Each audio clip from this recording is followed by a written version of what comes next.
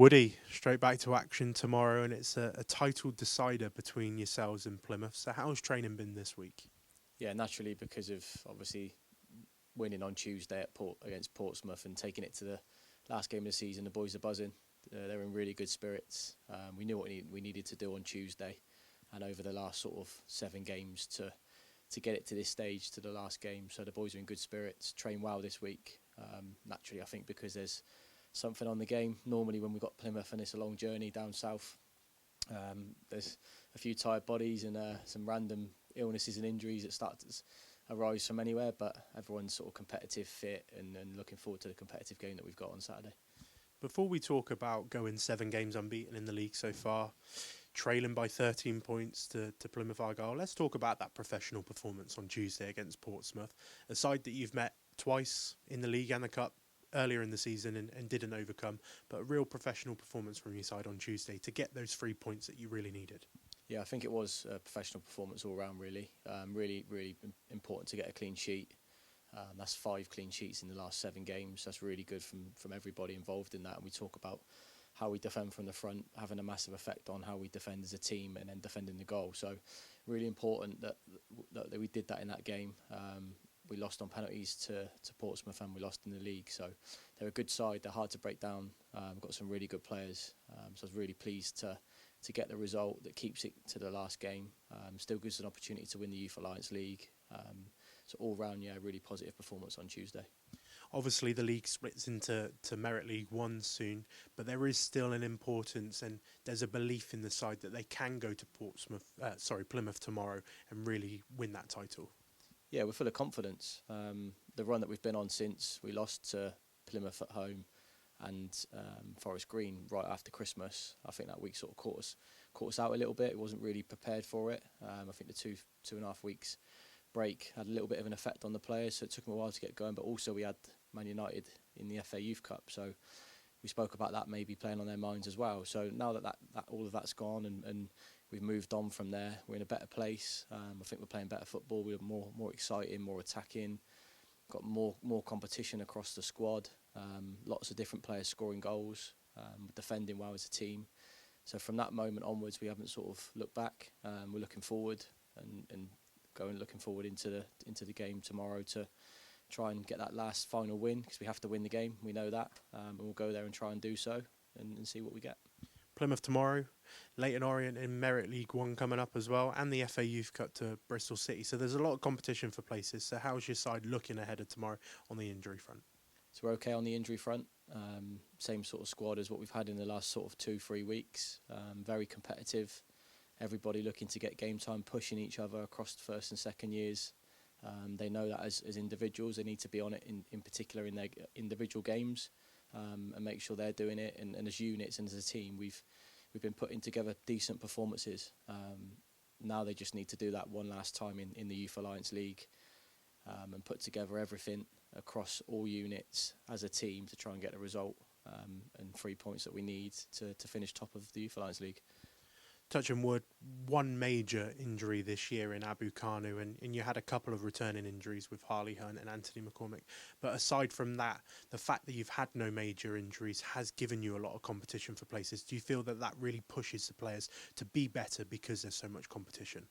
Yeah, we had a tough start to the season in terms of a few niggles and injuries, and some players having a couple of longer-term injuries, like you said there, Harley, Anthony and Abu. Danny's also had a little spell out as well. So there's been a few, not too many. A lot of hard work from Sam Gross, Ryan Hankins and the coaching team across the week to manage load. We've had a lot of games since Christmas, so we've had to plan sort of 2, 3, 4 games ahead to make sure that we manage the load across the week, make sure that we hit the right load in each session, and we're working towards making sure all players are competitive across the whole age group and leading into the next game. And because we've got things right maybe off the pitch, that sort of helped the boys on the pitch and stay competitive. So long may that continue. It's nice to have everybody available and pushing each other. And hopefully we end the season with the same squad that we've got now. 7 games unbeaten, 5 clean sheets in your last 7. It's a real testament to how well the boys are playing at the moment. Yeah, they've been really relentless as a group. they're so together as a group. They're quite relaxed. Some of the games that we've played have been really challenging, and we've gone in as underdogs, and they've just taken it in their stride, grown game to game, week to week. I still think there's more in there. I tell them this weekly. I still think you've got more. I still think you can do more, like in some of the games, and score more goals and be more ruthless. So we're always looking and asking for more from everybody. But at the moment, it's a good run. 7 wins on the bounce is a really good achievement from the players. Can they just do it once more tomorrow in the last Youth Alliance game to finish top of the table? Before we talk about Plymouth and what you know about them from your last encounter, it was a big points gap that you had to draw near with Plymouth, 13 points that you trailed by, and you're within touching distance now of claiming that Youth Alliance League title. Yeah, we knew that after that game, we were beat by the better side on the day. We didn't turn up. They fully deserved to get the 3 points, but we knew after that game we couldn't slip up. We needed to win pretty much all of our Youth Alliance League games, which we've done, to take it to anywhere near being close to first position in the league. So they knew what they needed to do. We went week by week with a FA Youth Cup in between that.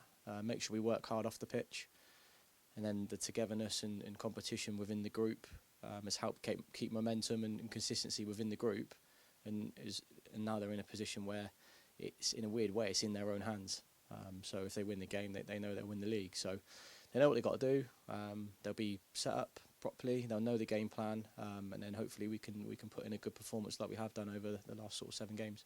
Obviously, your league form's been very impressive to even get you to a stage where on Saturday you're competing for that Youth Alliance table. But even in between all of that, you've had the FA Youth Cup fixtures that you've had to deal with as well, and it's been a really busy, congested fixture schedule.